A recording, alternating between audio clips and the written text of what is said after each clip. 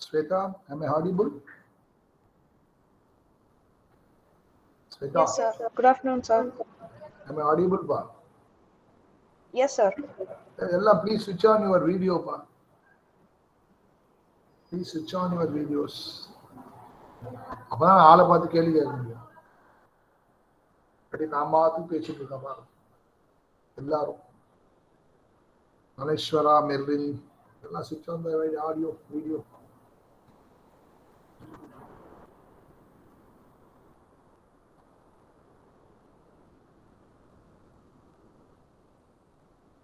Akash, Arun Kumar, Vaishnavi, Sheena, Anaswara, Rajarajan, Kavi Selvam, Arushi, Setu, Ashwin, Anant Kumar, Aravind, Sriram, Parvez, Dinesh. Please switch on your video. MMC admin has left the meeting. என்னப்பா அப்படி வருது? ஆரம்பிக்கலாமா Sita? Sita, Yes, sir. ஆரம்பிக்கலாமா? Yes, sir. Okay, you are going to discuss today a neonatal cholestasis. So even though the name called neonatal cholestasis, somebody will be seeing the child maybe around 2 months or 3 months or 4 months also. அதனால அதுக்கு இன்னொரு பேர் வந்து infantile cholestasis னு பேர். So that means the problem starts in the neonatal period and goes in beyond maybe 3 months, 4 months or 5 months. இது வந்து ஒரு short case we make it. So cholestasis na enna? As the name says, there is a stasis of bile, bilirubin, bile acids and cholesterol. So வெறும் bilirubin மட்டும் stasis கிடையாது. Cholesterol, bile acids, bilirubin, bile எல்லாமே there is a stasis. அப்போ when there is a stasis, that means it may be either within the liver or outside the liver. அதான் நம்ம என்ன பண்றோம்? Intrahepatic cholestasis, extrahepatic cholestasis. The obstruction is within the liver, then it is intrahepatic cholestasis. The obstruction is outside the liver, then it's called extrahepatic cholestasis. So இதோட etiology-லாம் நம்ம வந்து பார்க்கிறதுக்கு முன்னாடி first cholestasis-ஓட definition என்ன? When do you say? The other name is called persistent bilirubinemia. அதுவும் persistent direct bilirubinemia or conjugated hyperbilirubinemia. அப்போ direct bilirubin கொஞ்சம் ஹையா இருக்கணும். So any direct bilirubin of more than 2 or direct bilirubin of more than 25% of the total bilirubin. For example, ஒரு total bilirubin 5 இருக்கு. 25% அந்த 5ல அப்படி பார்த்தா 1.25. அப்போ 1.6, 2 பாயிண்ட் இருந்தா கூட அது cholestasis தான். That means the total direct bilirubin level will be 25% more than the total bilirubin level, or at any point of time a direct bilirubin of more than 2 is called cholestasis or direct hyperbilirubinemia. In general, whenever the stasis of bile and bile acids cholesterol occurs, there are two changes occurs in the urine and stool. The urine will be very high colored urine and the stool will be very clay colored stool because the bilirubin is not reaching the intrahepatic circulation because of the obstruction. That means invariably the mother will come and tell you that my child has got jaundice, he is passing high colored urine and he is passing clay colored stool. So Ramma அப்புறம் எப்படி HT எப்படி சொல்லுவா? Usually ஒரு 2 months, 2.5 months வருவா. வந்து சொல்லி my child has got jaundice for the past 1 month. I have noticed after newborn period only அப்படின்னுவா. Right? வேற என்னமா பண்ணுது? My child is not doing anything except jaundice is there, but he is passing high colored urine. Then you will put a question. Enamma, what is the color of the stool? The mother will say the color of the stool is yellow or clay அப்படின்னு சொல்லுவா. Sometimes yellow color stay இருக்கலாமா? Sometimes this cholestasis, it is due to intrahepatic cause. That means the obstruction is within the liver. You may have a occasional pigmentary stools. எப்ப பார்த்தாலும் கிளியரா இருக்கணும்ன்ற அவசியம் இல்லை. Suppose the obstruction is extrahepatic outside the liver, then invariably you may have a clay color stool. So the history நம்ம அம்மாட்ட கேட்கும்போது எத்தனை நாளா ஜாண்டிஸ் இருக்கு? Mother will say is more than that. So any jaundice which is more than 14 days is called persistent jaundice or prolonged jaundice. அப்போ indirect பிலிருபினிமியாவில் prolonged jaundice வராதா? வரலாம். RH incompatibility, ABO incompatibility, hereditary spherocytosis, இந்த மாதிரி கண்டிஷன்லாம் indirect ஹைப்பர்பிலிருபினிமியா நிறைய இருக்கும். Direct இருக்காது. அதெல்லாம் கூட கொஞ்சம் ப்ரொலாங் ஆகும். பட் எப்போ ஒரு a coloured urine and clay coloured stool வார்த்தை வருதோ, that means you are dealing with direct hyperbilirubinemia. So அப்போ நம்ம வந்து ஒரு பேஷண்ட்டோட கம்ப்ளைண்ட் வேற ஏதாவது கஷ்டம் இருக்காமா, பால் குடிக்கிறது கஷ்டமா இருக்கா? இல்லை சார். வயிறு உப்புசமா இருக்கா? ஆமாம் sir.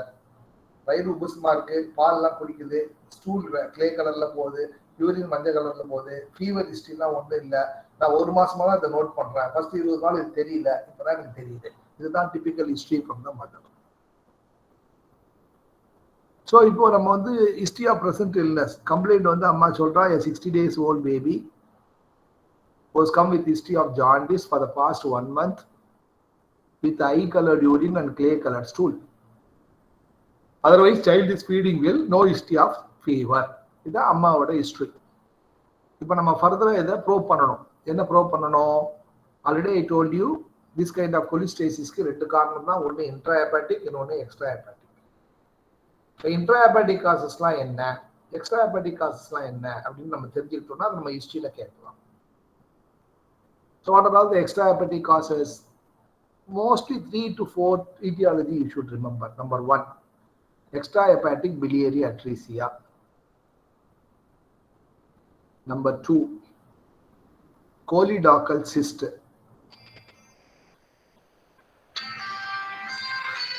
One is the 9. Luke, the boob is அமைச்சிருக்கான் போட்டுருக்கு விக்னேஷ். ஆமா விக்னேஷ்.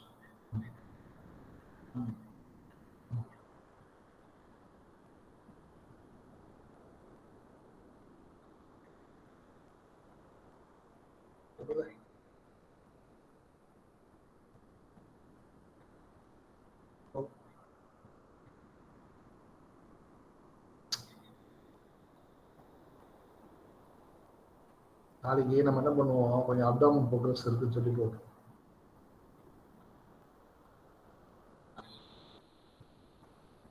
ப்ரோக்ரஷன் இருக்குன்னு சொல்லி போட்டோம்.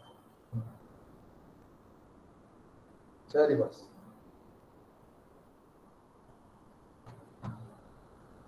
ஸோ எக்ஸ்ட்ராஹெப்பாட்டிக் biliary atresia ஒரு காசு. கோலிடாக்கல் சிஸ்ட், ஒரு சிஸ்ட் வந்து அப்படியே அப்ஸ்ட்ரக்ட் பண்ணோம், cause number 2. Bile duct stenosis, extra hepatic ஏரியாவில் பைல் டக்ட் ஸ்டெனோசிஸ் இருக்கலாம். அப்புறம் பைல் பிளக் சிண்ட்ரோம் சொல்லுவாங்க. Bile plug syndrome. Bile plug சிண்ட்ரோம்னா என்ன அப்படின்னா, RH and ABO incompatibility, when there is loss of destruction of RBCs and release of bilirubin, அப்போ என்ன ஆகும், all this bilirubin, all these RBCs எல்லாம் ஒரு பிளக் மாதிரி ஆயிடும். That can cause obstruction. It's called bile plaque syndrome. One of the commonest etiology for bile plaque syndrome is rheumatic RH incompatibility and ABO incompatibility. So there are 4 causes for extrahepatic causes for cholestasis. Extrahepatic biliary atresia, choledochal cyst, idiopathic bile duct stenosis, bile plaque syndrome. இப்போ intrahepatic causes நம்ம intrahepatic causes என்னென்ன 1 2 3 4 5 6 னு எழுதிப்போம். intrahepatic causesல first one foremost வந்து infection causing damage to the liver. The infection may be bacterial, may be viral, may be parasite. Bacterial அப்படின்னு எடுத்தீங்கன்னா all gram negative organisms. Chronic organism like syphilis and tuberculosis can cause cholestasis. Virus எடுத்தீங்கன்னா torch infection, hepatitis B, hepatitis C, and all these viruses can cause intrahepatic cholestasis. Parasite எடுத்தீங்கன்னா malaria can cause cholestasis. So இது எல்லாமே நமக்கு infection producing cholestasis. இது எல்லாமே intrahepatic தான் இருக்கும். ஏன் அப்படின்னா whenever there is infection, there is swelling of the hepatocyte. Because of the hepatocyte swelling, the canaliculi between the each and every hepatocyte is obliterated. So there is stasis of bile. அதுதான் intrahepatic cholestasis. அப்படின்னா என்ன அப்படின்னா hepatocyte inflammation, ballooning of the hepatocyte, in between the hepatocyte இருக்கிற canaliculi are obliterated, so there is stasis of bile. This is called intrahepatic cholestasis. So அப்ப infection அப்படின்னாலே அது intrahepatic தான். வேற என்ன காரணத்தினால cholestasis வரலாம் intrahepatic அப்படின்னா அடுத்தது லிவர்லேயே பார்த்தீங்கன்னா ஒன்று நான் இன்ஃபெக்ஷன் சொன்னேன், ரெண்டாவது டாக்ஸின்ஸ், ஏதாவது டாக்ஸின்ஸ் வந்து லிவர் செல்ல டேமேஜ் பண்ணி இப்படி வருதா. One of the commonest toxin என்ன அப்படின்னு பார்த்தீங்கன்னா நம்ம யூஸ் பண்ற antibiotic ceftriaxone. And ceftriaxone was used for 2 to 3 weeks. There is more chance of going for cholestasis. அதனால செப்ட்ரியாக்சோன் யூஸ் பண்றோமான்னு பார்க்கணும். மூணாவது டோட்டல் பேரண்டரல் நியூட்ரிஷன், அதாவது எடை கம்மியாக இருக்கிற பாப்பாக்கு நம்ம புரோட்டீன் லைப்பிட்லாம் ஐவியா கொடுப்போம். That's call total parenteral nutrition. So total parental nutrition இருக்கிற lipid and protein can cause damage to the hepatocyte. So அப்போ toxic products can cause intrahepatic cholestasis in the liver. Yes, like these are the issues: total parenteral nutrition and ceftriaxone. மூணாவது, ஏதாவது metabolic causes will cause damage to the hepatocyte. Yes, some of the metabolic causes also can cause cholestasis. என்னென்ன? Protein மெட்டபாலிசத்துக்கு tyrosinaemia, carbohydrate metabolism, glycogen storage disorders and galactosemia. Lipid disorders, Niemann-Pick disease, Tay-Sachs disease, Gaucher's disease. So these are all called metabolic disorders that can cause intrahepatic cholestasis. அப்ப நான் எப்படி பிரிக்கிறேன் அப்படின்னா, first cholestasis எப்படி diagnose பண்றேன்? There is an eye color urine, there is a clay colored stool, there is a prolonged jaundice for more than 14 days. Diagnosis of cholestasis has been made. Next, from the history, I want to know whether this cholestasis is intrahepatic or extrahepatic. அது எப்படி கண்டுபிடிக்கலாம்? Clinical ஹிஸ்டரியில intrahepatic cholestasis இருக்கிற பாப்பா முக்காவாசி HGA-வா பிறக்கும். Sometimes it may be premature பேபிஸா இருக்கும். extrahepatic biliary atresia போற பாப்பா, extrahepatic cholestasis பாப்பாலாம் டேர்ம் சைல்டா இருக்கும். extrahepatic biliary atresia-ல clay colored stool is a must. Intrahepatic cholestasis, it may be a pigmentary stool, not necessarily clay colored. These are all the differentiated features between the extrahepatic and intrahepatic cholestasis. So, intrahepatic na neenga liver infection ku bacteria, virus and parasite யோசிக்கணும். liver toxins ku TPN and ceftriaxone யோசிக்கணும். liver damage by means of metabolic disorders யோசிக்கும் போது protein disorder, carbohydrate disorder, fat disorders யோசிக்கணும். இதெல்லாம் intrahepatic cause. Extrahepatic cause already நாளைக்கு சொன்னேன். biliary atresia, bile duct stenosis, bile plug syndrome, colidocal cyst. So இதை தவிர்த்து cholestasis வேற எங்க வரலாம்? டவுன் சிண்ட்ரோம்ல வரலாம். ட்ரைசோமி 13, 18, 21 மூணுலயே கூட வரலாம். ஹைப்போதைராய்டிஸ்ல வரலாம். இதெல்லாம் other conditions where we could have cholestasis. ஓகேவா? etiology ஓகேவா? Shweta, etiology. Now, based on this etiology, நம்ம ஒரு clinical finding historyல கேட்க போறோம். First intrahepatic எடுத்துக்கலாமா? Yes. Intrahepatic first என்ன சொன்னேன்? Infection சொன்னேன். அப்ப இந்த இன்ஃபெக்ஷனுக்கு நம்ம என்னென்ன ஹிஸ்டரி கேட்கணும்? மெட்டர்னல் இன்ஃபெக்ஷன் டார்ஸ் இருக்கா? Maternal infection of urinary tract infection இருக்கா? மெட்டர்னல் இன்ஃபெக்ஷன் ஆஃப் அம்னியோனைட்டிஸ் இருக்கா? இந்த இன்ஃபெக்ஷன்லாம் நம்ம கேட்கணும். நியூபார்ன் பேபி ஒரு 15 நாள் 30 நாள் கழிச்சும்போது அப்போ பாப்பாக்கே லேட் ஆன்சர் செப்சிஸ் வந்திருக்கா? பாக்டீரியல் செப்சிஸ் இருக்கா? These are the histories we should ask when you want to rule out infective etiology. Number 2 is toxin etiology. ஏதாவது டாக்ஸின் வந்து இந்த பாப்பாக்கு ஹலோ ஆமா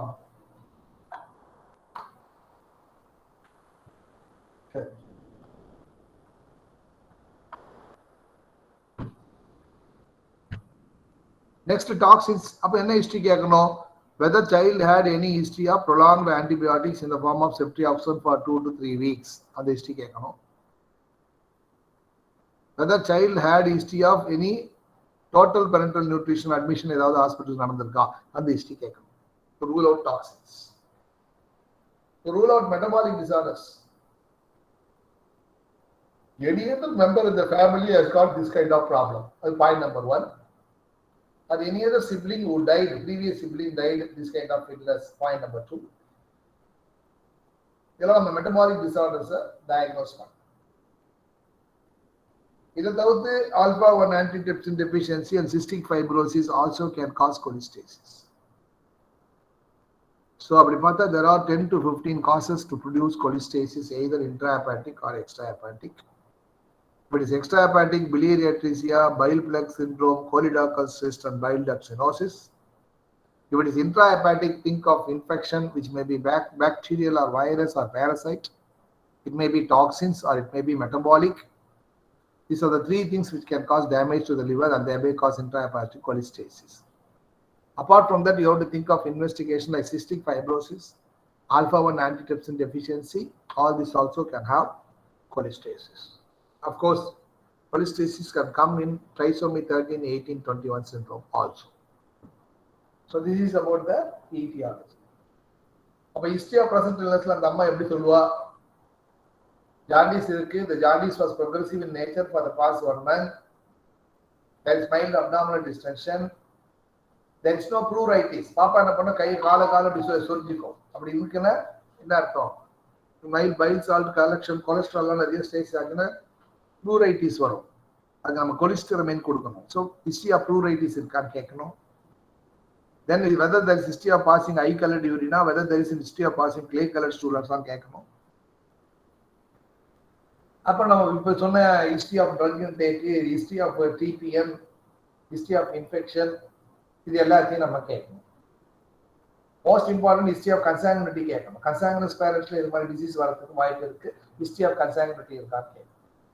So history of consanguinity, any other sibling in the family had this kind of illness, or any other sibling died of because of this kind of illness? Is there any history of evidence of infection? All these things you are going to take in history of present illness. History of past illness. See, I am seeing this child from the beginning.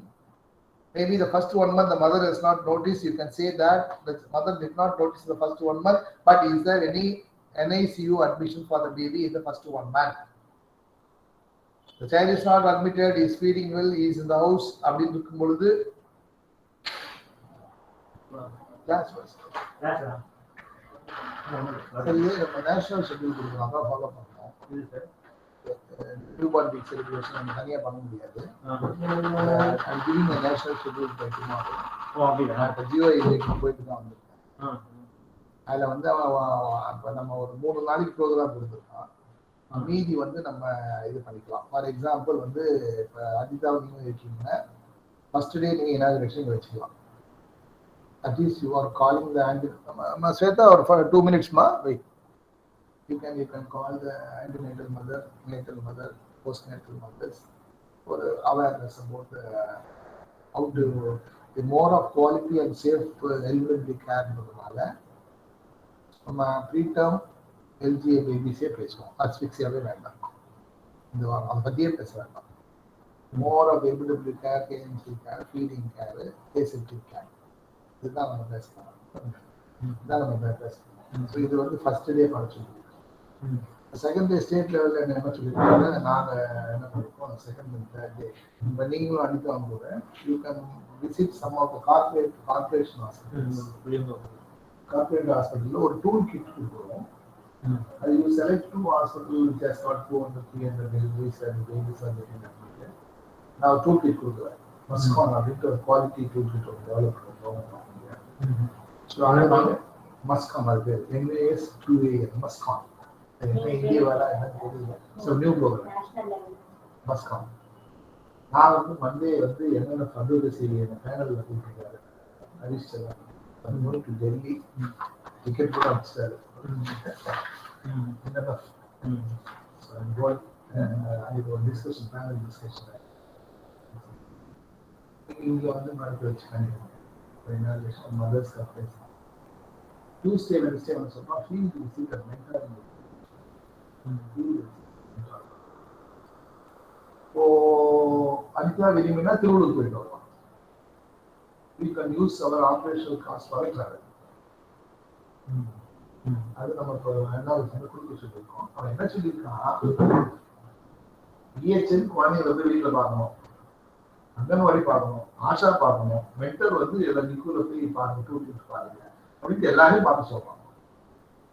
நான் அங்க state லெவலில் கொடுத்துருக்கேன்.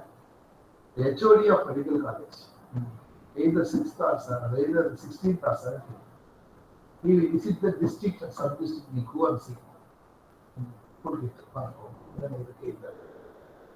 The district NICU nodal officer will visit the 3 to 4 MDSs. And he will then separate toolkit for MDSU, toolkit for him.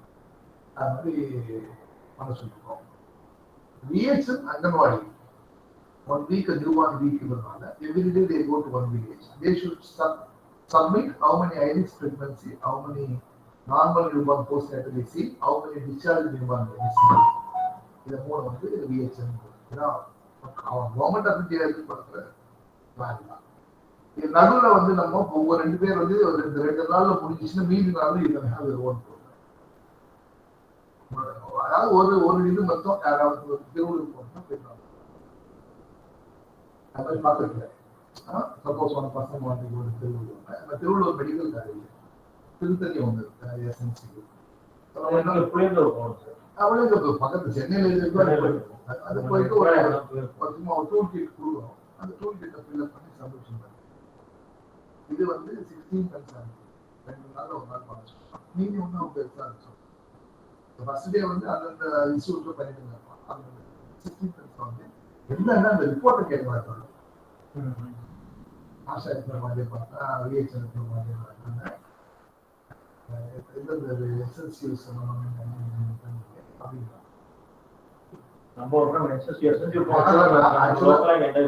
ஆக்சுவலா நான் வந்து பாசிபிள்ல என்னென்ன members வாங்கிட்டு நல்லா இல்லை, எந்தெந்த டிஸ்ட்ரிக்ட்ல யார் இருந்தாலும் அவன் நீ கூட போறாங்க. என்னென்ன மெம்பர்ஸ் நீ கூட போவான். தாம்பரம்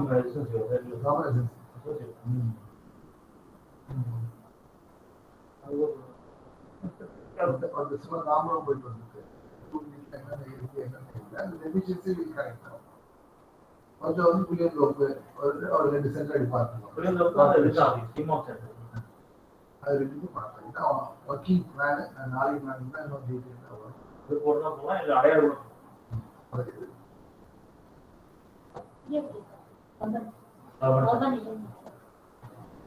2 போட்டு ஒரு எஸ்எஸ்சியூ ஒரு காம்பவுண்ட். அது திருவள்ளூர் போனா திருவள்ளூர் நோட்ஸ் மெடிக்கல் காலேஜ் இப்பதான் ஆரம்பிச்சதுனால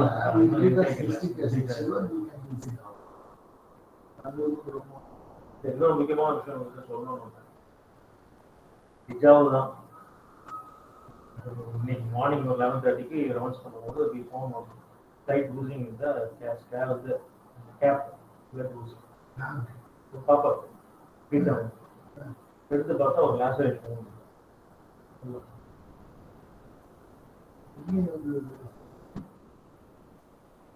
என்கொயரி பண்ண அம்மா வந்து 8 மணிக்கு நாயெல்லாம் மசாஜ் பண்ணுறாங்க. இதே அவளுக்கு சீன் போடுது சார். இன்னொரு மணி மேலே நல்லா இருக்குது, வெயிட் நல்லா இருக்குது. இது வந்து 470 கிராம். அதுதான் வீடாக கட் ஆகிட்டு கொஞ்சம் வீட் ஆகிட்டு ஸ்டாப் ஆயிடுச்சு.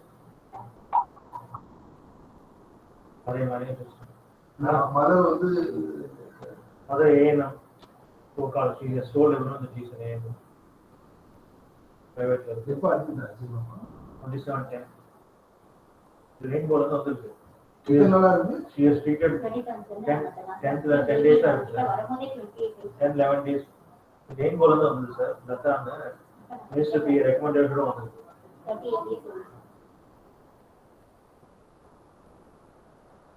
ஊடு சரிங்களா?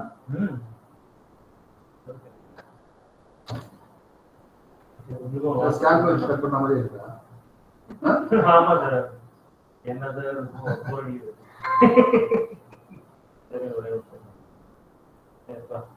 ஒரு வேலையை பார்த்தா இந்த மாதிரி வந்து என்ன பண்றது? கற்பு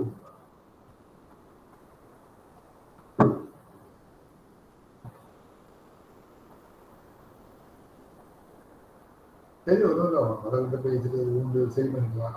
அவளையும் நம்ம முட்டாள இருப்போம். என்ன பண்ணுவோம், இப்போ பாப்பாவுக்கு ஒரு நாள் தோல் விரியும் விரிஞ்சிச்சுன்னா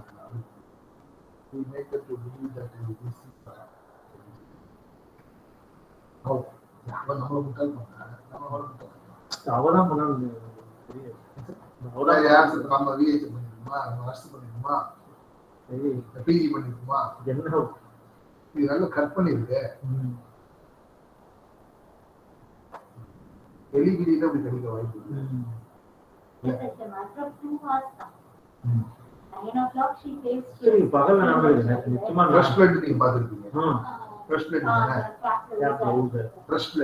அப்பதான் ஊர்ல ஃப்ரெஷ்ஷா தானே இருக்கு. அதான் ஒண்ணும் இல்லை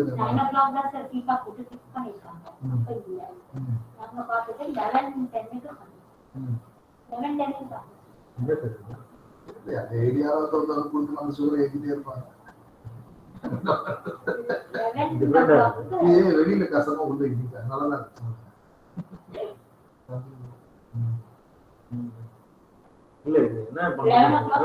ஒண்ணும் இல்லை சார், நம்ம வந்து ஒரு ஃபீட்பேக் டைம் போட்டு ஆன்டிபயோட்டிக் அதே பண்றோம், ஊண்ட ஹீல் பண்ணிக்கலாமா பயப்படாம சொல்லிட்டு போவோம்.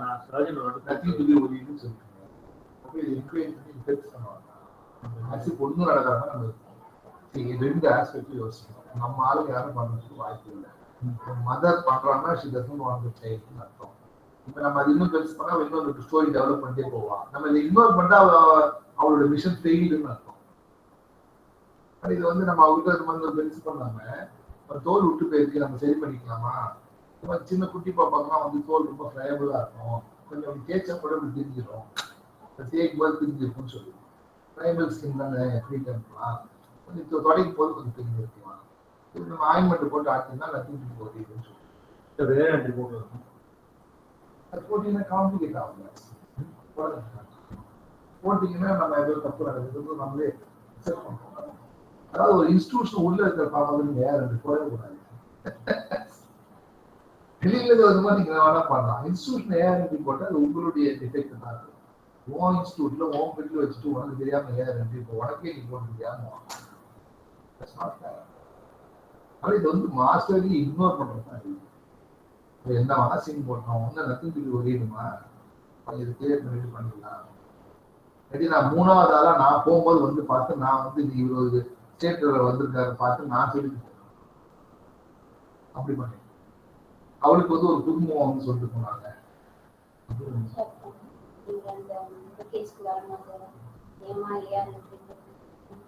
இல்ல இருக்கு எது எது வரும்போது கேட்டிருப்பாங்க. நான் வார்டுல ஒரு வாரம் 20 நாள் இருக்கிற பாப்பா எப்படி கேட்பேன்.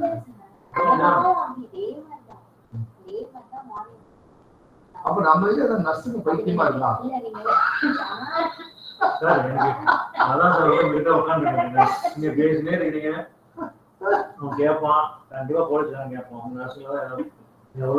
எனக்கே அந்த டவுட் இருக்குது, ஏதோ இருக்கா கும்பல்ல எதுவும் இருக்குங்க யாருங்க இது அப்பப்போ இப்படி நடக்குதுன்னு நீங்க அர்த்தம்.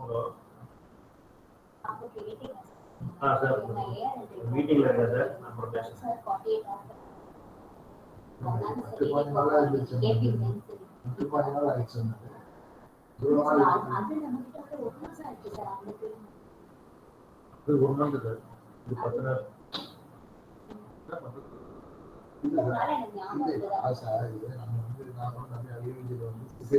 அப்புறம் அப்ப நான் வாங்கி காய்கறியெல்லாம் போடுவேன். எக்ஸ்பிளைன் பண்ணிடுவோம். பெஸ்ட் வந்து இது ஃப்ரீடமா இருக்கு, ஸ்கின் ஃப்ளையபிள், குறைக்கும் போது இப்படி ஆகிறதுக்கு வாய்ப்பு இருக்குன்னு சொல்லிட்டு முடிச்சிருக்கேன். அவன் அம்மாவோட ரியாக்ஷன் அவ வந்து ஒத்துட்டாங்க, அவ பண்ணலன்னு அர்த்தம். அவன் ரொம்ப கேள்வி கேட்கிறாங்க, அவ தான் பண்ணணும்.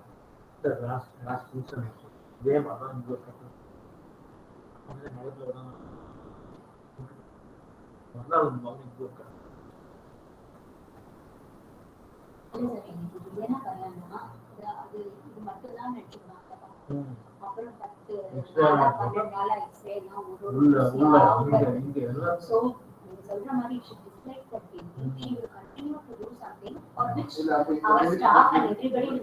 This baby should be situated very close to the nursing station. And nursing station. Nursing room வர பக்கத்துலேயே இருக்கு. என்ன பீட்டமாக இருந்தால்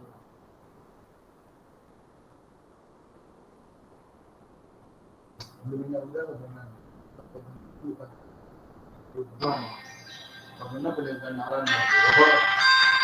நம்ம ராஜேந்திர நம்ம பழைய வீடுனா அப்போ ஈஸியாக இருந்துச்சு. அது 6 மணி நேரம் 6 hours வாங்கிட்டே இருப்பாங்க நடக்கலாம். 4 பேரை பொறுத்தவரை சொல்லி ஒரு வாரத்துக்கு பண்ணி விட்டோம். நானும் போட்டு 10 நிமிஷம் போகணுங்க.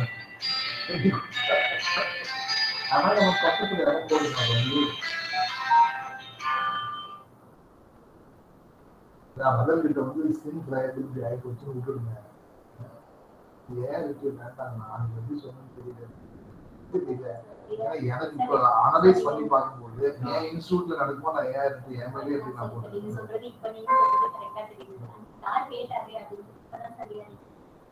போட்டுட்டு ஓகேயா சரி விடுங்க. சரி போட்டுட்டு உங்ககிட்ட சொல்லுவோம்.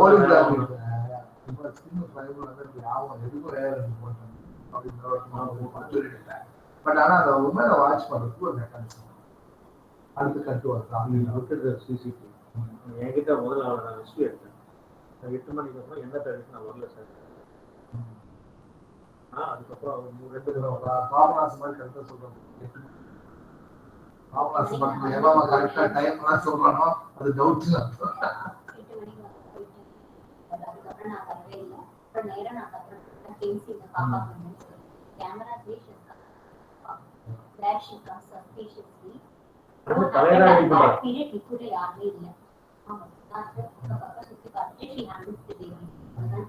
மதர்கிட்ட வந்து இன்னொரு வாட்டி கேட்டுக்கோங்க. நீங்க 8 மணிக்கு தான் வந்துருக்கீங்களாமா? நாங்க 8 மணிக்கு நான் வரலன்னு சொன்னாங்க.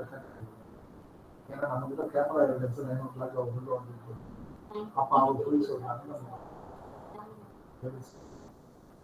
அவர் அது நம்ம போய் கேட்ச் பண்ண முடியாது. We will watch the baby as close as possible. நர்ஸுக்கு எந்த ஸ்டேஷன் பாப்பா என்னதான் பரவாயில்ல. இப்போ நர்ஸு எங்க கான்ஸ்டன்டா இருந்தாலும் அந்த அந்த கிராமர் கொண்டு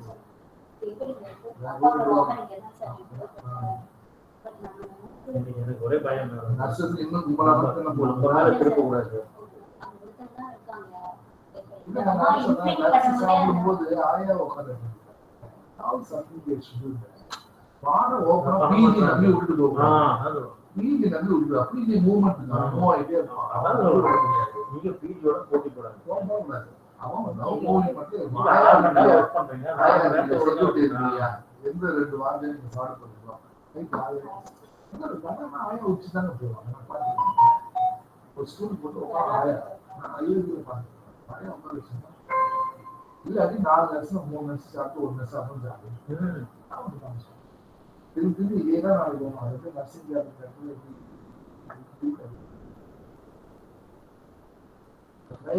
சொல்லி நான் சமாளிச்சேன். ஒரே பயம் சார். அவங்க நம்ம வேலை திரும்ப கூடாது. அது நான் திரும்ப முடியாது. அதெல்லாம் அவர்கிட்ட அவருடைய எவிடன்ஸ் நம்மகிட்ட மாட்டி அவர் ரொம்ப பேசினாலும் வருமா நீ 8 மணிக்கு மேலே வரலன்ற கேமரா எவிடன்ஸ் 3 மணிக்கு வரணும் கம்ப்ளைண்ட் பண்ணுங்க போலீஸ்கிட்ட அப்படின்னா ஆஃப் ஆகிடும். அந்த பார்ட்டி ஆஃப் ஆயிடுச்சு. எதுவுமே பண்ணல. எனக்கு நம்ம தானே போட்டோம். சுவாமிநாதன் எல்லாம் போட்டு ஒன்று போய் போட்டு விட்டுருக்கலாம். அப்புறம் அது ஒன்றுமே ஆச்சு. அதை நான் போஸ்ட்மார்ட்டம் பண்ணி உள்ள எல்லாம் ஃபுல்லாக ஃபர்ஸ்ட் இருந்துச்சு.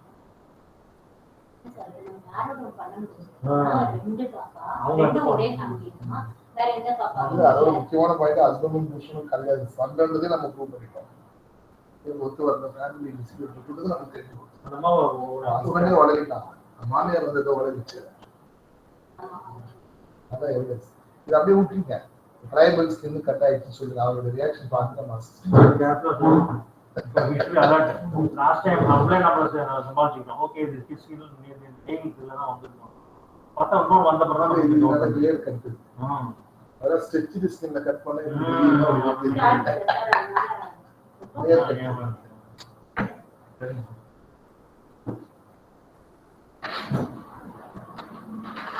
Sweta? Yes, sir. Shall we start? எங்க நிறுத்தணுமா? Sorry, ஒரு important discussion வந்துருச்சு. எங்க ஸ்டாப் பண்ண? Sir, We are analyzing the past history இல்லையா? So அப்போ liver involvement இருக்கிற ஹிஸ்டரிக்கு டாக்ஸின்ஸ் பத்தி செப்ட்ரியாக்சோன் அண்ட் டிபிஎன் கேட்கணும். இன்ஃபெக்ஷனுக்கு வந்து எர்லி ஆன்சர் மதருக்கு ஏதாவது டார்ச் இன்ஃபெக்ஷன் இருந்துச்சா, யூரினரி ட்ராக்ட் இன்ஃபெக்ஷன் இருந்துச்சா, ஆம்னியோனைட்டிஸ் இருந்துச்சா, ஏதாவது ஒரு பாக்டீரியா செப்சிஸ் வந்துச்சா, இல்ல பாப்பாக்கே ஃபீவர் வந்து மலேரியா மாதிரி வந்துச்சா.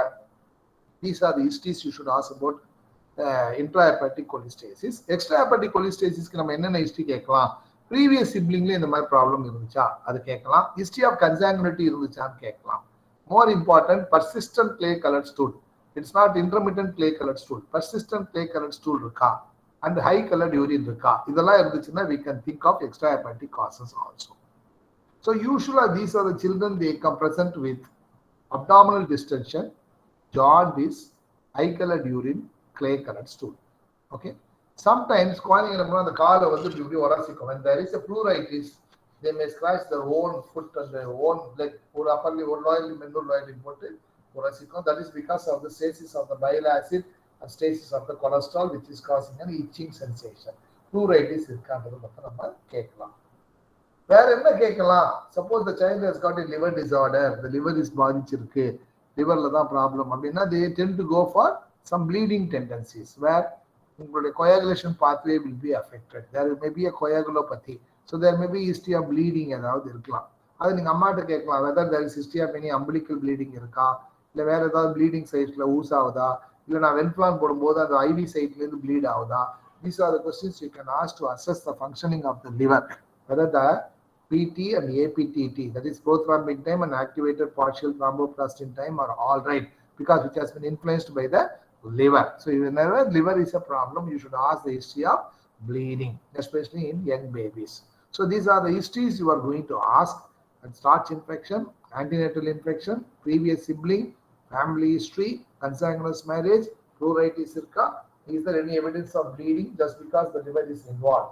All these questions you will be asking. Suppose you want to rule out a case of this one. Okay.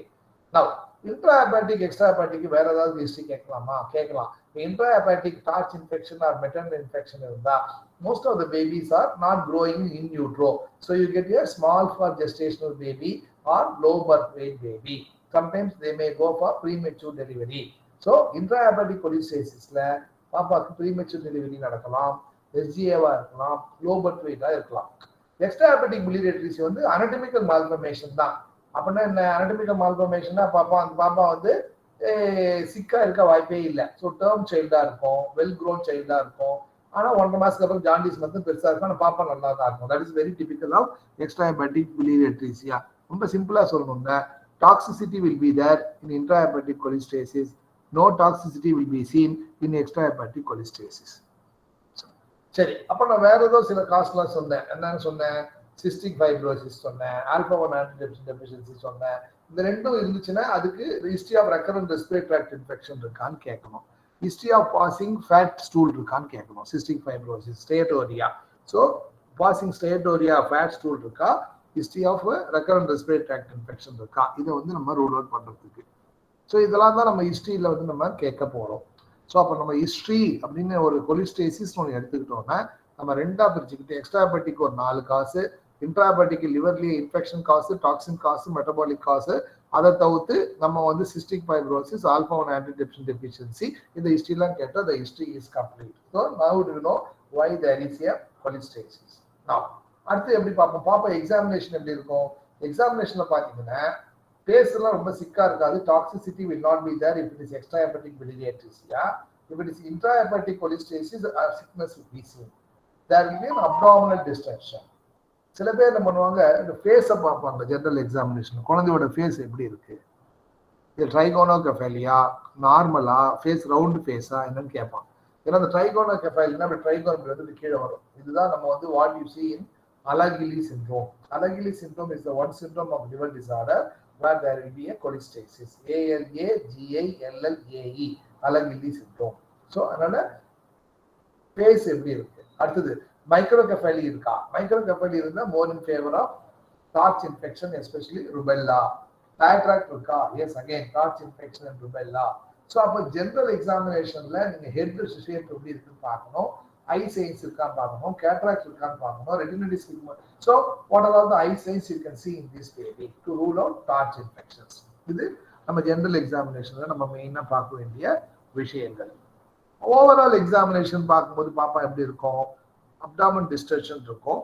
இந்த டிஸ்டென்ஷன் எப்படி இருக்கும்னா upper abdominal distension more than the lower abdomen because of the organomegaly, hepatomegaly இருக்கான்னு பார்க்கணும். Sometimes ascites fluid இருக்கான்னு கொஞ்சம் பார்த்துக்கணும். But dilated veins over the abdominal skin இருக்கான்னு பார்த்துக்கணும். So these are all the general examination. Of course, you will be seeing some of the signs of chronic liver disease. Chronic liver disease சில signs இருக்கு. For example, palmar erythema. இங்க பாத்தீங்கன்னா palmarல வந்து இந்த பக்கம் சிவப்பா இருக்கும். palmar erythema. அடுத்தது வந்து you can have spider nevus. Spider nevus. அப்புறம் வந்து ஸ்பைடர் நிவே எங்க இருக்கும்னா இந்த neck upper bottom of the chest எல்லாம் இந்த ஸ்பைடர் நிவே நீங்க பார்க்கலாம். மூணாவது வந்து கேப்புட் மெடிசே, இந்த தொப்புள்ள இருந்து அப்படியே ஆர்டீரியோல் சின்ன நடுவில் ஒரு ஆர்டீரியோல் நிறைய பிரான்ச் டிவியேட் ஆகும், அதுக்கு பேர் தான் கேப்புட் மெடிசேன்னு பேரு. நாலாவது ஒயிட் நெயில், அதாவது லியூகோனைக்கியான்னு சொல்லுவாங்க, நெயில் வந்து வெள்ளையா இருக்கான்னு பார்ப்பாங்க. ஸோ இதெல்லாம் ஜென்ரலா நம்ம பார்க்கக்கூடிய ஒரு கேசஸ். ஸோ அப்போ if you go into the general examination of the baby can have microcephaly, can have cataract, or can have any other problem in the form of trigonocephaly. Then the child should have koilonokia irkan paakano, caput modise irkan paakano, then on the spider nevus irkan paakano, palmar erythema irkan paakano. These are all called signs for chronic liver disease. So idella irkan nama examination la paakalam. Examination of the abdomen la vandu distension, dilated veins idella irkan paakano. Sometimes cardiovascular system you may have called what is called pulmonary stenosis. adha nama enna pandrom arteriohepatic dysplasia அப்படின்றோம். அப்படின்னா artery pulmonary artery சரியில்லை, hepatic cholestasis இருக்கு, dysplasia தான் Alagille syndrome. arteriohepatic dysplasia is otherwise called as Alagille syndrome where there will be associated pulmonary stenosis with the cholestasis. So இதெல்லாம் வந்து etiology for cholestasis, how to view present illnessலாம் நம்ம பார்த்துட்டோம். இப்போ how to investigate நம்ம எக்ஸாமினேஷன்ல ரொம்ப simple. அப்டாமன்ல வந்து mild distinction, ஹெபடோமெகலி இருக்கலாம், fluid இருக்கலாம், that's all. So how to investigate இந்த கொலிஸ்டேசிஸ்னு ஒரு கேஸ் இருந்தால் இதை நம்ம எப்படி இன்வெஸ்டிகேட் பண்ண போறோம். Of course the serum bilirubin is the most important one, where the total bilirubin will be high. Direct bilirubin will be more than 2 or more than 25% of the total bilirubin. bilirubin பார்க்கணும். அடுத்தது SGOT, SGPT. இது எதுக்கு பார்க்கணும்? Suppose infection இருந்து hepatocyte inflammation இருந்தால் SGOT, SGPT may rise. So அப்போ SGOT, SGPT நிறைய rice ஆச்சுன்னா அப்போ நம்ம என்ன யோசிக்கணும்? நம்ம எதுவும் இன்ஃபெக்ஷன் வைரல் ஆர் பாக்டீரியல் தான் இந்த கொலிஸ்டேசிஸை கொண்டு வருது நினைக்கணும். ஸோ SGOT, SGPT பார்க்கணும். மூணாவது என்ன பார்க்கணும்? GGT, glutamyl gamma transferase enzyme. அது எப்பயுமே ஹையா இருந்துச்சுன்னா that shows obstruction. It may be intrahepatic, may be extrahepatic, but there is an obstruction. So GGT பார்க்கலாம். நாலாவது என்ன பார்க்கலாம்? Alkaline phosphatase. அல்கலைன் பாஸ்பேட்டேஸ் எதுக்கு? இது மாதிரி அப்ஸ்ட்ரக்டிவ் ஃபினாமினல்ல அதுவும் எலிவேட் ஆகும். ஸோ அல்கலைன் பாஸ்பேட்டேஸ் இருக்கான்றது நாலாவது நம்ம பார்க்கணும். ஓகே. அஞ்சாவது லிவர் ஃபங்க்ஷனை அசஸ் பண்ணணும். எப்படி பண்ணலாம்?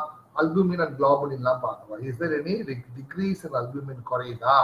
இதனால குழந்தை ஹைப்போப்ரோட்டீனிமியா போதா, இடிமா வரப்போதா? So you can check albumin and globulin. அடுத்தது most important, you have to check what is called PTAPTT. இது எதுக்குன்னா லிவர் டிசார்டர்ல கோயாகுலேஷன் காஸ்கேட் போயிடுச்சுன்னா PTAPTT எலிவேட் ஆகும், மோர் சான்ஸ் ஃபார் ப்ளீடிங் இருக்கும். ஸோ அப்போ PTAPTT. So these are all the basic blood investigations you do. Okay, இது வந்து இப்போ பேசிக் இன்வெஸ்டிகேஷன் நம்ம பண்ணிட்டு டைரக்ட் பிலிரூபின் அதிகமா இருக்கு, ஸோ கொலிஸ்டேசிஸ் இருக்குன்னு நம்ம கண்டுபிடிச்சிட்டோம். அப்புறம் இது இன்ஃபெக்ஷன்லாம் பார்க்கறது நம்ம என்ன பண்ணோம்? டோட்டல் கவுண்ட் பார்த்தோம், CRP பார்த்தோம், ESR பார்த்தோம். CRP, ERC எல்லாம் நார்மலா இருக்கு அப்படின்னா இது இன்ஃபெக்ஷன் இல்லை. அப்போ இந்த பாப்பா இந்த கொலிஸ்டேசிஸ்க்கு வேற காரணத்தை நம்ம யோசிக்கலாம். ஸோ அடுத்த இன்வெஸ்டிகேஷன் என்ன பண்ணலாம்? இப்போ எனக்கு வந்து ஒரு டவுட், இது இன்ட்ராஹெபாட்டிக்கா எக்ஸ்ட்ராஹெபாட்டிக்கான்னு எனக்கு தெரியல. நான் வந்து ஒரு சாதாரண GH லைக் திண்டிவனம் இது மாதிரி GHல உட்காந்துட்டு இருக்கேன். இப்போ அங்கே வந்து நான் செக் பண்ண போறேன், இது இன்ட்ராஹெபாட்டிக்கா எக்ஸ்ட்ராஹெபாட்டிக்கா. எனக்கு ஸ்கேன் வசதி கிடையாது, பிளட் இப்போ டெஸ்ட் பண்ற வசதியும் கிடையாது அந்த ஆஸ்பத்திரி. நான் என்ன பண்ணுவேன்?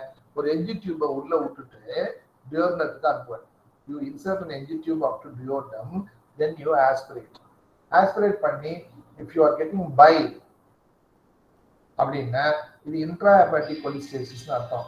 If you are not getting the bile அப்படின்னா அது extrahepatic cholestasis அர்த்தம். ஸோ அப்போ By simple NG tube aspiration, put the NG tube into it. By putting simple NG tube, you aspirate the bile. If there is no bile is coming, that means there is severe obstruction. That shows it is extrahepatic cholestasis. The bile is coming, then it is called intrahepatic cholestasis. இது ஒரு simple test NG tube வச்சு கண்டுபிடிக்கிறது. Next நான் என்ன பண்ண போறேன், ultrasonogram பண்ணுவேன். Ultrasonogram எதுக்கு பண்ணணும்? அல்ட்ராசோனோகிராம் முக்கியமா ஒன்று பார்க்கணும். என்ன பார்க்கணும்? கால் பிளாடர் விஷுவலைஸ்டா ஆர் நாட்டான்னு பார்க்கணும். கால் பிளாடர் கன்ட்ராக்ஷன் இருக்கா இல்லையான்னு பார்க்கணும். அப்படின்னா எப்படி? ஒரு பாப்பாவை என்ன பண்ணணும், நல்ல ஃபாஸ்டிங்ல விட்டுட்டு காலம்புற ஃபீட் பண்ணும்போது கன்ட்ராக்ஷன் இருக்கான்னு பார்த்தா அந்த நேரத்தில் நம்ம ஸ்கேன் பண்ணணும். அல்ட்ராசவுண்ட் பண்ணணும். Gall bladder visualised, gall bladder is contracting அப்படின்னா இது இன்ட்ராஹெபாட்டிக் கொலிஸ்டேசிஸ். The gallbladder is not visualized. Gallbladder கண்ணுக்கே தெரியல அப்படின்னா அது எக்ஸ்ட்ராஹெபாட்டிக். இது வந்து நம்ம பேசிக்கா பண்ணக்கூடிய அல்ட்ராசோனோகிராம். அதை தவிர்த்து இந்த அல்ட்ராசோனோகிராம்ல எபிடோமெகலி, ஸ்கிரீனோமெகலி, ஃப்ளூயிட் எதாவது இருக்கா இதெல்லாம் கூட நம்ம பார்க்கலாம். So this are all about basic investigation of ultrasonogram. இப்போ நான் அல்ட்ராசோனோகிராம் பண்ணிட்டேன், எனக்கு gallbladder தெரியல. That means I am thinking I may dealing with extrahepatic biliary atresia. ஏன் இதை கண்டுபிடிக்கணும் அப்படின்னா, எக்ஸ்ட்ராஹெபாட்டிக்ல சர்ஜரி பண்ணா they became all right. இன்ட்ராஹெபாட்டிக்ல நம்ம over of conservative management, no question of surgery. That's why prevent நம்ம சர்ஜரி பண்ண முடிஞ்ச கேஸை நம்ம கண்டுபிடிக்கணும். அதனால நம்ம என்ன பண்ணலாம், ஆஃப்டர் த அல்ட்ராசோனோகிராம், ஸோ இந்த இன்வெஸ்டிகேஷன் பண்ண உடனே now we should come to a conclusion whether we are dealing with extrahepatic or intrahepatic. So அதுக்கு பெஸ்ட் ஸ்கேன் என்ன அப்படின்னா nuclear scan, it's call IDA scan or DISIDA scan சொல்லுவாங்க. DISIDA, DISIDA, DISIDA scan. இந்த DISIDA scan அதாவது diethyl, isopropyl, அப்புறம் S, அப்புறம் DISIDA, I S தான் iso. So diethyl, isopropyl, அப்புறம் DISIDA, DA, diethylene amino methane. இதுதான் அந்த டிசிடா. பெரிய வேர்ட் அது, டோன்ட் வரி அபவுட் இட். சிம்பிளா சொல்லணும்னா ஹிடா ஸ்கேன் சொல்லலாம், HIDA. அது ஹிப்யூரிக் ஆசிட் வச்சு பண்றது ஹிடா ஸ்கேன்.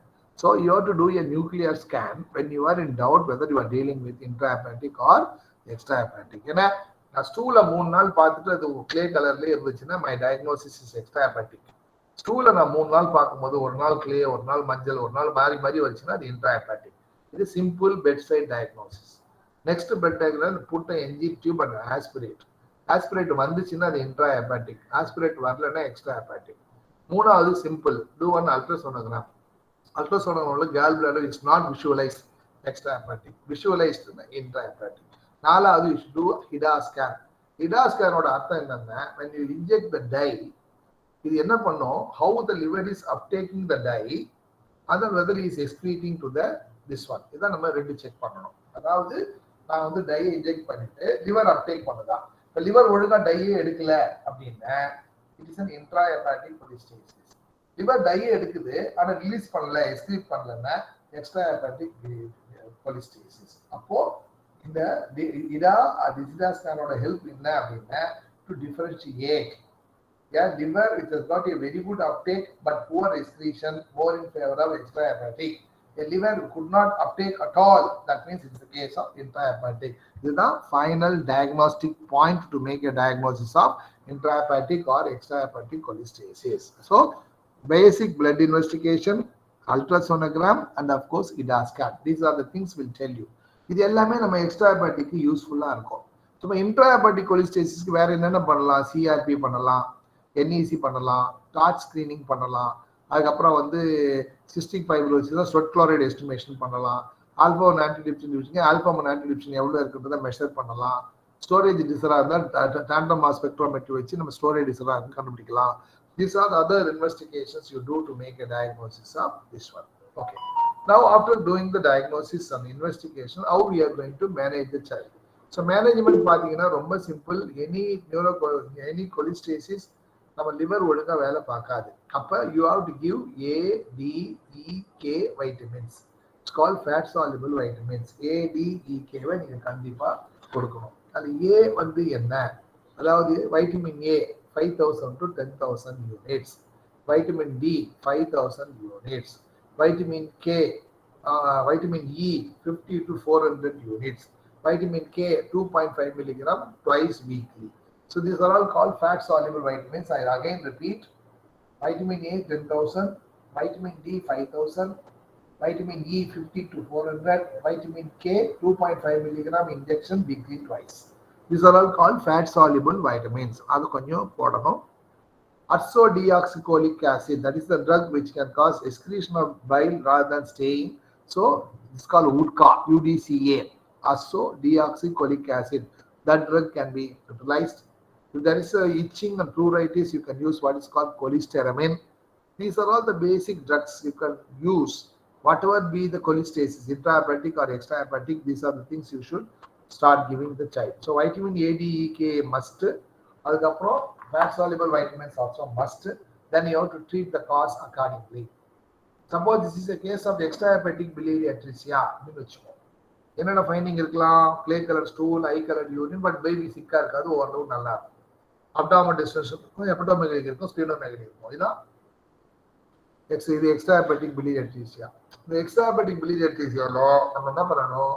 உடனே பண்ணணும்னா there is a procedure called Kasai's procedure. KASAIII.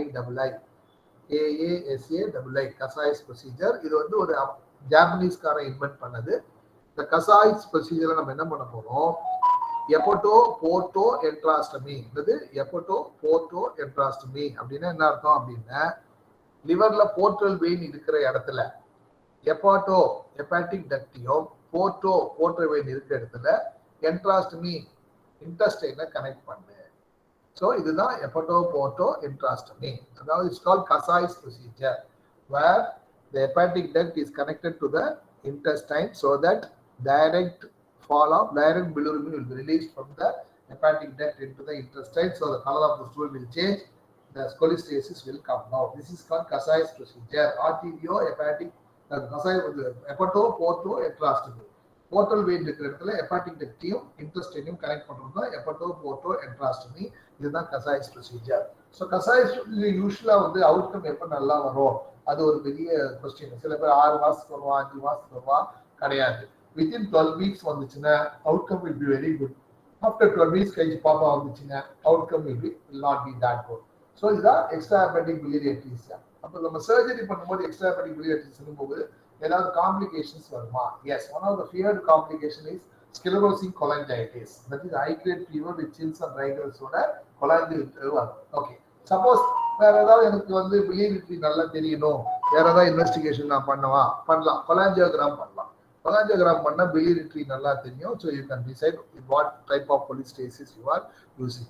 Now at present they are using ERCP, PET scan also, but whatever it is, very simple clinical knowledge, eye colored urine, clay colored stool, persistent jaundice, cholestasis, whether it's liver or extra liver, you have to investigate and find out and treat the child. So once it is an extrahepatic biliary atresia, you try to do surgery within 12 weeks. Then only the success rate will be high. Following the surgeries, one of the feared complications will get called sclerosing cholangitis. Sometimes it may be also coming. So these are the issues you should see how to manage.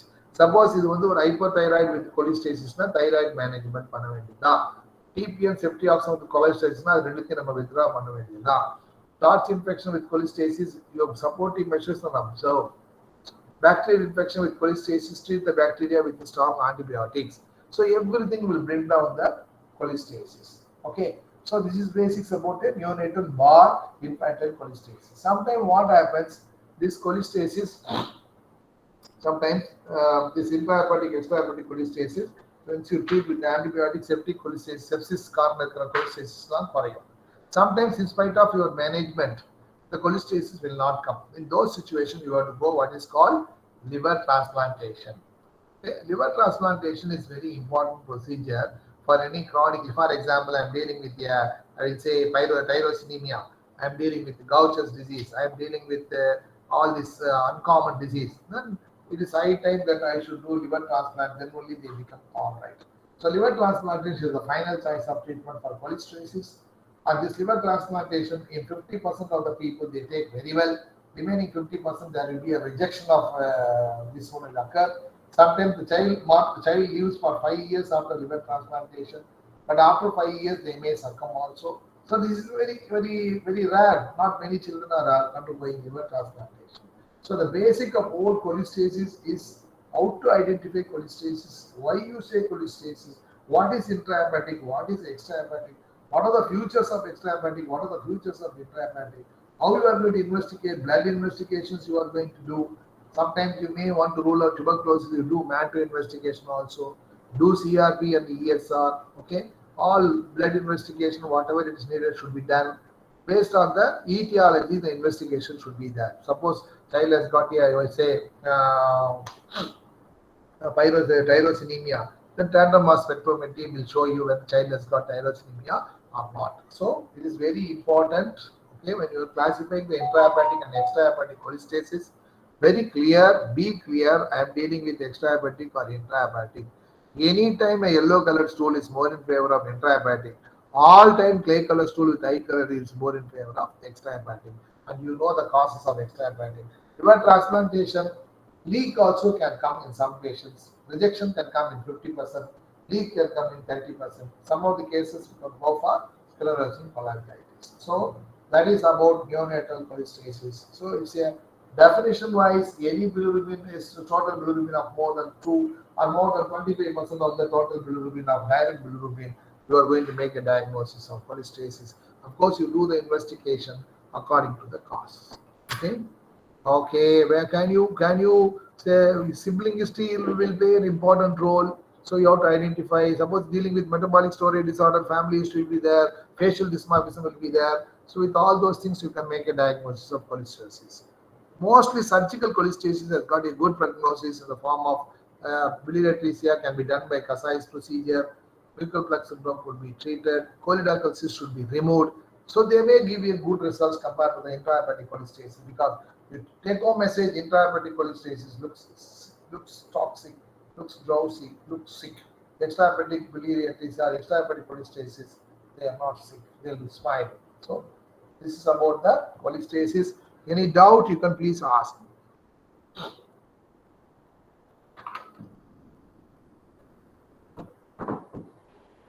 Doubt? Sir, even in chronic liver disease, spider nevi palmar erythema aren't very common, sir.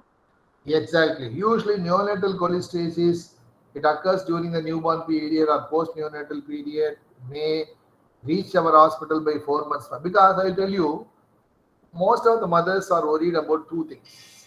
One the feeding, other one whether the child is passing stool. Class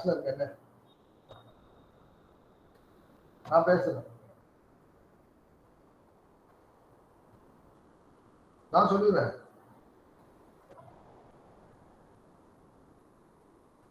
வெளியில பண்றாரு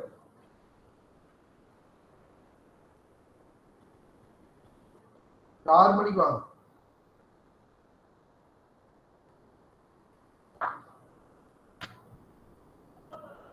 So regarding this smelling question, most of the neonatal cholestasis will come to you by 4 or 5 months because many mothers are worried about only two things.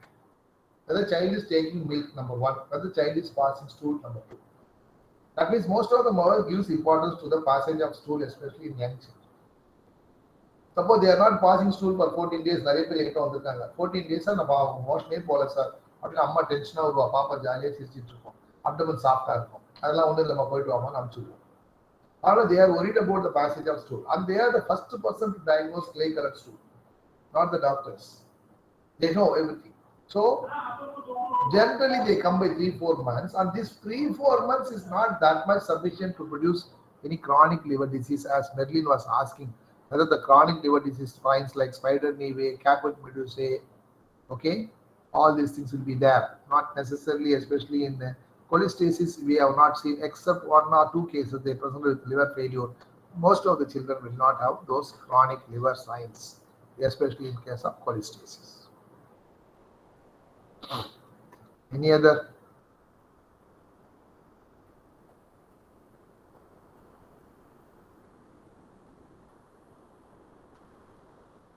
Sheena 191.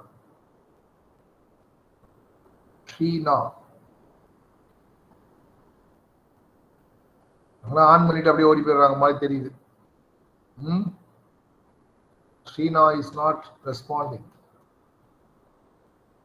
Vaishnavi V, 230.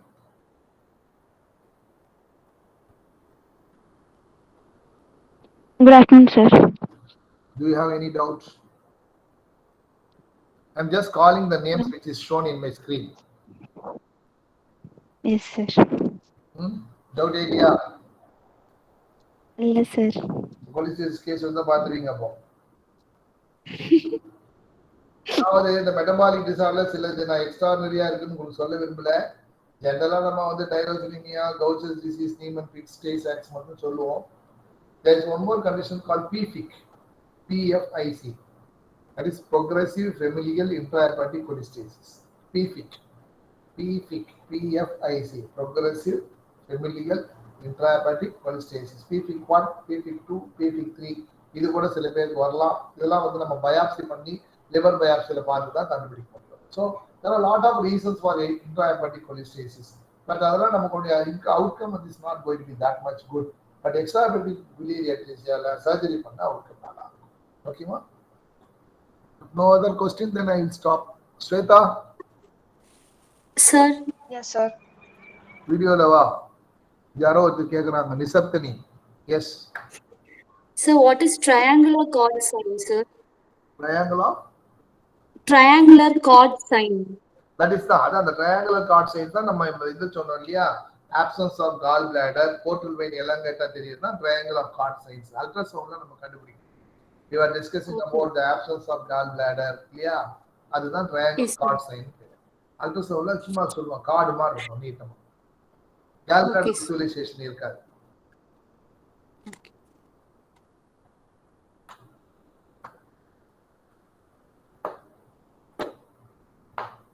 எல்லாம் கிளாஸை விட சீரியஸா இருக்கீங்களாப்பா? கிளாஸ்லயாவது கொஞ்சம் சிரிப்பீங்க போட்டு இப்ப எல்லாம் வீட்டுல உண்மை உட்காந்துட்டு இருக்க மாதிரி தெரியுது. இந்த Chetha? Yes, sir. Yes sir. So if there is no other doubt, then I can stop. No? முடிச்சலாமா Chetha? Yes, sir. Thank Yes, you. sir. Thank you. Thank you, sir. Thank you, sir. Thank you, sir.